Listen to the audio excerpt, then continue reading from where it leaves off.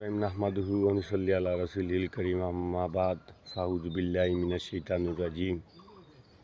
আল্লাহ কইরা যে তান বন্ধুর নাম যে রাখবো কিয়ামত দিবসে তারে নামর খাতিরে মাফ করিয়া দিলিবা। যেমন তান বন্ধুর নাম হইল মুহাম্মদ মুস্তফা সাল্লাল্লাহু আলাইহি সাল্লাম, তাই তিনি তার নামর খাতিরে আমরারে মাফ নামর খাতিরে মাফ করে দিলিবা। ঠিক তেমনি আমিও এক নাম লিয়া বড় বিপদের মাঝে আছি। এই যে নামর খাতিরে তো তা নই গেলাম আমি মিথ্যা ওবায়দুল্লাহ ফারুক সাহ। এই যে ফারুক সাহর তো মিথ্যা হয়ে গেলাম, এখন কিলাখানে মিথ্যার সাথে বেইমানি করি চিন্তা করি পাইরাম না, কিলা মিথ্যার সাথে বেইমানি করি। আর আমার মনে হয় ওবায়দুল্লাহ ফারুক সাহ ফাঁস করি লইবা।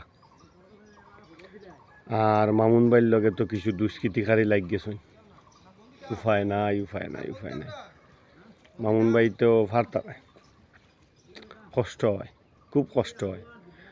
আর ওবায়দুল্লাহ ফারুক সাহেব তো তাই জোর থেকে খারাপ হয়েছে বিএনপির সাথে তাই জোট। আর তার চেয়ে বড় কথা তাই নিলে একটা পার্টির প্রধান, তাই যে কোনো মুহূর্তে তারেক রহমান হোক, প্রধানমন্ত্রী হোক, আর যাই হোক, যার সাথে মন তার সাথে টুস করিয়া ঢুকে কথা বলতে পারবেন। কিন্তু অন্য কেউ কথা বলার গেলে পরে পাস নেওয়া লাগবো, এই নেওয়া লাগবো, রুটিন করা লাগবো, সময় বার করা লাগবো, স্যার তখন বিজি থাকবা, ইত্যাদি অনেক কিছু।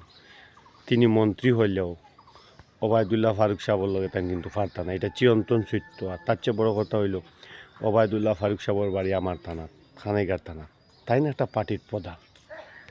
আমরা এই সুযোগ আচ্ছাড়া করতে পারি না।